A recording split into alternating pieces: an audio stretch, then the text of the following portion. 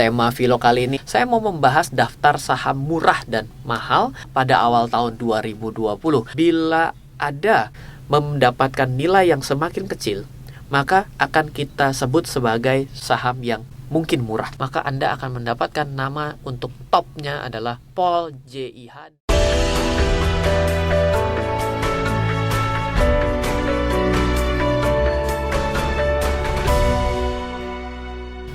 Halo semuanya, welcome back di RF Channel on YouTube bersama dengan Ryan Filbert. Di tema vlog kali ini adalah mengenai analisa laporan keuangan ataupun disebut dengan fundamental analysis.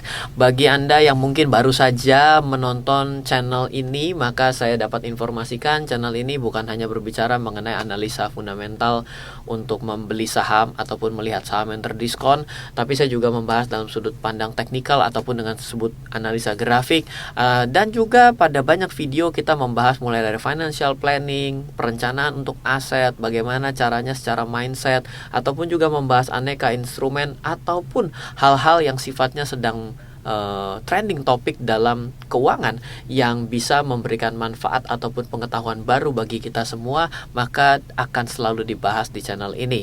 So, bila Anda mau belajar dan mendengarkan sharing di kali ini, apa yang menjadi topik sharing utama kali ini adalah saya mau membahas daftar saham murah dan mahal serta termahal di jajaran yang mahal pada awal tahun 2020. Bila Anda penasaran, silakan tunggu, sebentar lagi kita akan bahas. Sebelum itu saya informasikan bila Anda mau mengirimkan mungkin ide, saran, dan pertanyaan bisa melalui channel ini dengan cara komen di video-video saya. Silahkan subscribe dan like serta share juga bila bermanfaat. Ataupun Anda add WhatsApp saya. WhatsApp saya ada di 0895 0708 0789. Silahkan Anda add WhatsApp saya sekarang dan kita akan bahas daftar saham murah dan mahal, termahal di jajaran yang mahal pada awal tahun 2020.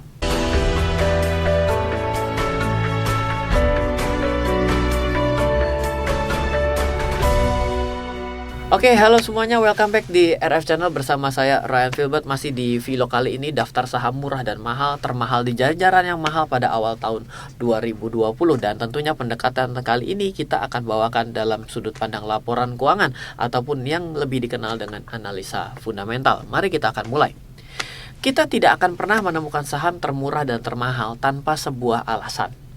Jadi kalau kita tidak membicarakan dengan suatu dasar alasan tertentu, maka kita tidak akan pernah mendapatkan apa-apa. Contoh sederhana, bila saya bilang, saya bingung nih mau kemana, ya akan selalu bingung. Tapi ketika kita sudah tentukan, saya mau pergi ke mall, maka kita punya suatu tujuan.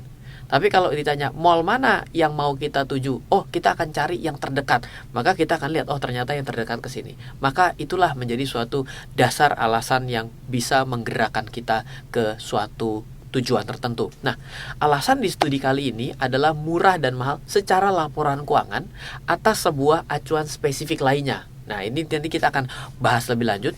Alasan di studi kali ini adalah murah dan mahal secara laporan keuangan. Sudah jelas saya katakan murah dan mahal secara laporan keuangan. Kalau misalnya secara teknikal, maka murah dan mahal mungkin secara support dan resisten yang terdekat. Terdekat pun juga banyak pertanyaan ya. Terdekat itu di sudut pandang seperti apa? Nah, seperti itu. Nah, oleh karena itulah laporan keuangan dengan acuan spesifik lainnya. Syarat utamanya adalah bila Anda mengikuti vlog ini dan Anda ngerasa, saya nggak ngerti. Berarti mungkin yang saya sharing ini lebih setingkat lebih perlu pemahaman. Dan dasarnya adalah belajarlah dasar-dasar menganalisa laporan keuangan. Kalau Anda mau belajar melalui buku, maka saya sarankan Anda coba baca buku, judulnya adalah Investasi Saham ala Fundamentalis Dunia. Itu buku yang saya tulis bersama seorang partner saya. Yang kedua adalah Trading versus Investing. Yang ketiga, Anda bisa baca buku Yuk Belajar Nabung Saham. Yang keempat, Anda bisa baca lagi-lagi berlaporan keuangan, maka Anda bisa baca The Secret Stock Market in the Century. Itu adalah 4 buku yang mungkin bisa mendasari basic daripada Anda bisa menganalisa secara lebih kreatif. Oke, bukan secara lebih advance, lebih kreatif. Oke, mari kita akan lanjut. Oke, mari kita kembali sepakati konsep murah dan mahal di video kali ini. Ada yang namanya laba bersih per lembar saham.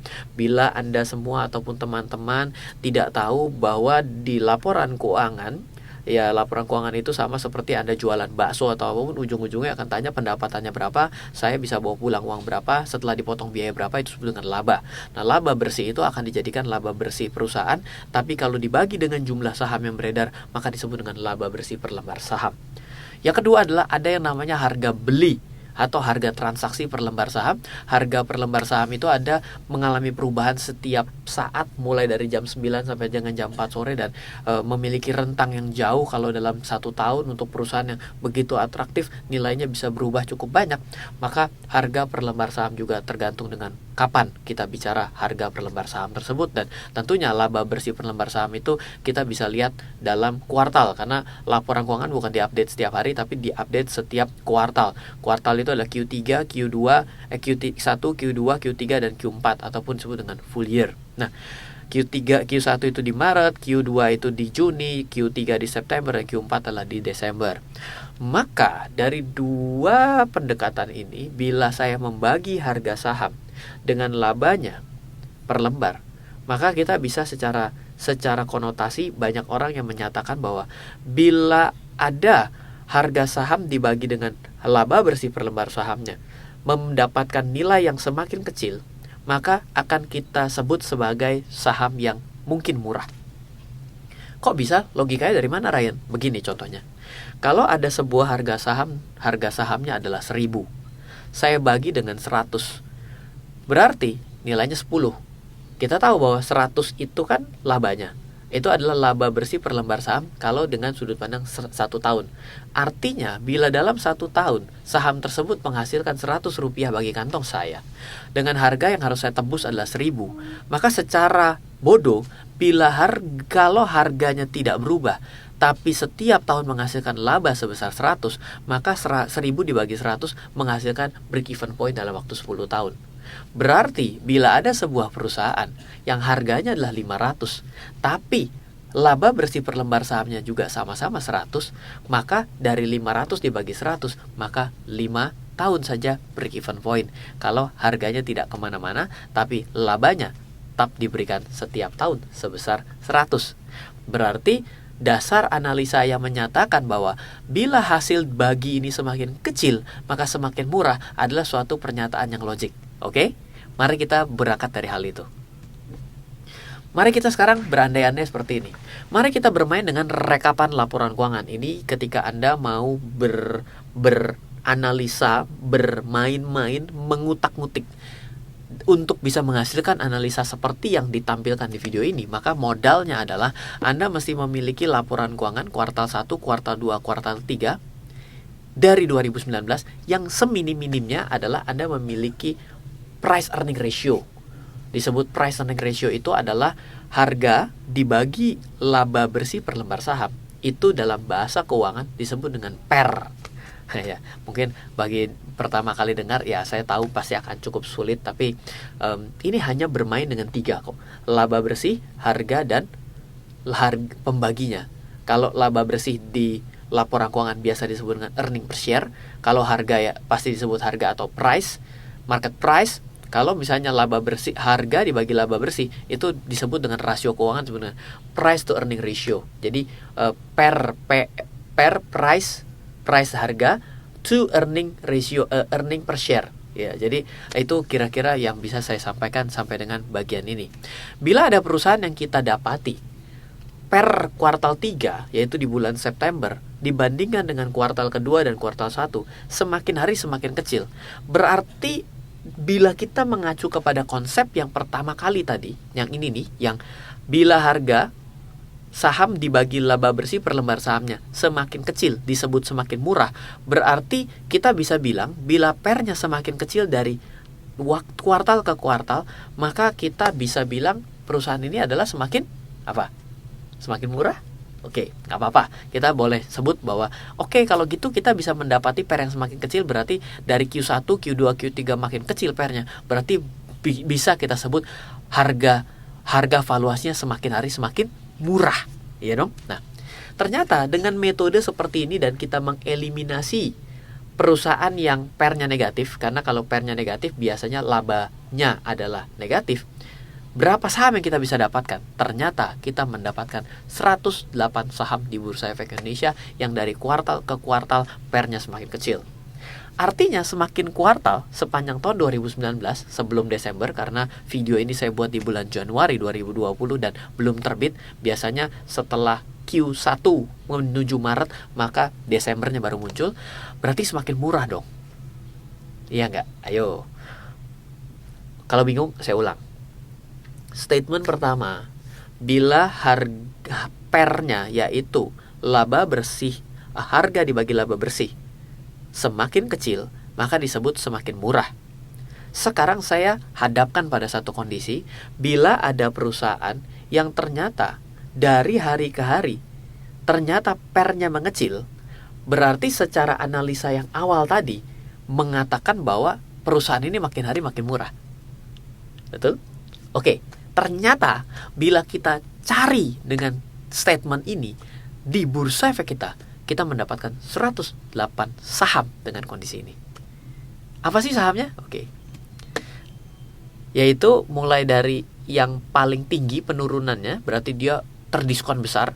Itu ada Tara, Devi, Semen Batu Raja, MYRX, Fire, KF, Rimo, Becap, Film, Unilever, TNCA, Bola, Bali, Kapas, Foodtoy, dan seterusnya.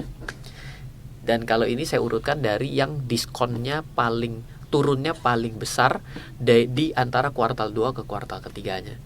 Tapi kalau Anda duduk di Januari 2020, beberapa saham yang ternyata semakin hari semakin murah secara analisa laporan keuangan dengan sudut pandang rasio PER, ini sekarang lagi hot perusahaannya karena ada hubungannya dengan perusahaan-perusahaan asuransi dan dana pensiun, dan juga turun yang cukup dalam sehingga membuat reksadana dan manajer investasi dibubarkan dan disuspend. Jadi kalau Anda menggunakan analisa ini, benar semakin hari semakin murah, artinya semakin layak dibeli. Itu mungkin analisa pertama. Tapi yang harus saya kemukakan adalah semakin kuartal semakin murah, itu adalah bisa jadi semakin kuartal bukan semakin murah, melainkan semakin kuartal semakin murahan. Kalau semakin murahan berarti tendensinya menjadi negatif. Oke, jadi sampai saat ini saya mau mengemukakan dengan statement ini Anda dapat dua kondisi. Harga saham yang lagi makin hari makin murah berarti makin layak dibeli, atau semakin hari semakin murah ternyata semakin murahan. Ini diperkuat dengan apa? Diperkuat dengan beberapa kasus-kasus yang terjadi antara tahun 2019 akhir sampai dengan tahun 2020 awal ini. Coba deh Anda cek nama-nama saham itu. Oke. Yang kedua, kalau gitu gimana kalau kita ambil jurus baliknya, Ryan? Kalau dari Q3 yang semakin murah kita bisa terkena sahamnya makin murahan, berarti kalau kita balik dengan Q3 lebih besar daripada Q2 dan Q1 lebih kecil daripada Q2, berarti kita bisa mendapatkan saham yang makin hari makin mahal. Oh, kalau begitu mahal dong. Bukankah Anda punya pandangan bahwa expensive is good? Berarti kalau Anda mengambil aliran yang kedua ini, jawabannya terdapat 94 saham yang selama 3 kuartal ini justru makin hari makin mahal. 94, yang tadi 100 lebih. Siapa sih nama sahamnya, Ren? Oke. Jawabannya adalah ini dia, harga saham yang dari Q1 naik, Q3 makin mahal lagi, makin hari makin mahal, maka Anda akan mendapatkan nama untuk topnya adalah Pol, JIHD, MAMI, BSIM, MTFN, Roda, BRIS, ASMI, dan teman-temannya ke bawah. Hati-hati juga ternyata dengan analisa ini saja. Makin mahal makin bagus, benar, expensive is good, tidak salah. Atau saham-saham tersebut sedang dikondisikan naik. Mungkin kata-kata dikondisikan naik inilah sebuah kondisi saham yang sedang digoreng. Oke? Jadi ketika Anda menggunakan analisa yang sedemikian sederhananya, yang modal utamanya adalah hanya PER, Anda mendapatkan 4 sudut pandang. Ketika Anda memaksakan untuk yang kuartalnya makin sehari makin murah secara PER, Anda benar-benar mendapatkan saham yang sedang murah atau terdiskon, atau Anda mendapatkan saham yang murahan. Kenapa saham yang murahan? Ternyata saya dapat katakan sahamnya murahan karena saham-saham dengan list nama tersebut ada yang menyangkut manajer investasi yang disuspend, produk reksadana yang dibubarkan, dana pensiun yang hari ini lagi bingung, ada juga untuk asuransi yang hari ini sedang berkasus. Itu terjadi. Sedangkan kalau kita balik analisanya, kita menggunakan kuartal ketiga yang lebih mahal dari kuartal kedua dan kuartal kesatunya yang selalu meningkat, Anda mungkin akan mendapatkan saham yang sedang perform. Makin hari makin mahal berarti expensive is good. Atau ternyata Anda mendapati sebuah saham yang kondisinya sedang digoreng atau dikondisikan. Oke? Lalu analisa seperti ini bisa dipetik apa, Ryan? Kok kayaknya saya nggak mendapatkan data apa-apa? Nggak dapat data apa-apa? Yes, analisa harga atau valuasi yang digunakan dengan berdiri sendiri, seperti studi kali ini, yang kita gunakan di vlog ini adalah analisa yang lemah dan bisa menghasilkan misleading. Misleadingnya ada dua loh. Satu, yang semakin murahan. Yang kedua adalah yang sedang goreng. Kalau tidak didukung dengan analisa lainnya. Misalnya apa analisa lainnya? Jangan lupa, harga per semakin murah bisa disebabkan dua hal. Laba bersih per lembar saham tumbuh tinggi meninggali pertumbuhan harganya, atau sebaliknya, laba bersih biasa saja tapi harganya turun. Aduh, pusing Ryan. Oke, coba kita teliti. Kita harus bisa mendefinisikan yang mana yang bagus dan memburuk dari mengecilnya nilai per. Di layar Anda, saya sudah cantumkan setidaknya 1, 2, 3, 4, 5, 6 kondisi, sehingga membuat pernya berubah. Yang pertama, laba bersihnya 100, harganya 1000, pernya 10. Pernya menjadi lebih mahal, jadi 12,5. Ketika apa? Ketika EPS-nya turun, harganya tetap. Yang ketiga, bisa saja pernya sama, yaitu dengan kondisi ketika EPS-nya turun, harganya turun. Yang keempat adalah pernya menjadi murah ketika laba bersihnya naik, tapi harganya tetap. Yang kelima adalah ketika labanya tetap, harganya naik, maka dia menjadi semakin mahal. Yang terakhir adalah labanya tetap, harganya turun, berarti pernya mengecil. Jadi yang mana yang akan bagus? Kalau kita mengacu kepada yang ada di layar Anda, berarti yang kita cari adalah yang EPS-nya naik. Yang kedua adalah yang EPS-nya stabil tapi harganya turun. Itu disebut dengan terdiskon. Betul nggak? Nah, per kecil akan menjadi mengkhawatirkan bila labanya turun, harganya turun. Kenapa? Kalau laba turun, harga turun, laba turun, harga turun, laba turun, harga turun, meskipun kelihatannya pernya tidak kemana-mana, tapi akan terdowngrade akibat kinerjanya. Jadi harga turun akibat labanya nggak bisa perform. Betul nggak? Nah, ini yang menjadi perhatian penting kalau kita hanya mau menggunakan suatu analisa yang sempit dan kita tiba-tiba langsung bermain dengan rasio valuasi, di mana per adalah rasio valuasi. Oke? Pastikan lainnya juga, apakah saham tersebut liquid? Kalau tidak liquid, berarti hati-hati. Kenapa dia bisa naik kencang dan turun kencang? Ya berarti akibat ketidakliquidannya itu bisa jadi. Apakah saham tersebut secara produk mampu mengalahkan pesaingnya? Jadi ketika kita mendapati sesuatu, kita juga harus membandingkan dengan kinerja lawannya. Kenapa? Ketika sedang badai, satu industri sedang badai, maka kemungkinan yang lain juga badai. Kita tinggal mencari yang mana yang paling kuat bertahan di antara keadaan sedang badai tersebut. Ya kira-kira begitu. Oke, jadi saya sudah selesai dengan semua analisa-analisa ini. Setidaknya memberikan suatu pandangan bersama bagi kita bahwa ada kondisi-kondisi yang beneran murah, ada yang beneran menjadi semakin hari semakin good, expensive is good. Tapi dilawannya adalah beneran murahan, terdefinisi semakin murahan, atau terdefinisi sedang dikondisikan. Itu yang menjadi harus kita hati-hati. Oke, mungkin hanya itu saja yang akan saya sharing di vlog kali ini. Dan kalau yang pusing, jawabannya adalah vlog ini berarti vlog yang lebih maju atau lebih tinggi secara dasar pemahamannya. Anda harus mengenal dengan basicnya. Silakan Anda baca buku saya, ataupun Anda mau ikut kelas trading dan kelas investasi saham yang diadakan oleh tim saya setiap bulan. Tim saya membuat setidaknya ada 3 kelas. Pertama adalah Fundamental Camp, itu untuk belajar memilih saham yang terdiskon secara laporan keuangan. Yang kedua adalah dan memvaluasinya. Yang kedua adalah trading saham, itu trading camp, belajar bagaimana trading saham secara sederhana dan mudah. Yang ketiga adalah asset planning. Asset planning ini tidak ada hubungan secara langsung dengan Anda harus menganalisa, tapi bagaimana caranya Anda membuat uang bekerja untuk Anda atau yang disebut dengan passive income. Dan silakan Anda hubungi tim saya di 0852 882 6187. Kelas ini ada di banyak kota di Indonesia yang diadakan secara bergantian setiap bulannya. Silakan Anda tanya ke tim saya. Bila Anda mau tanya-tanya dan juga Anda juga mau kenalan dengan saya, silakan Anda add WhatsApp saya di 0895 0708 0789. Semoga bermanfaat untuk sharing saya kali ini. Dari saya Ryan Filbert, salam investasi untuk Indonesia.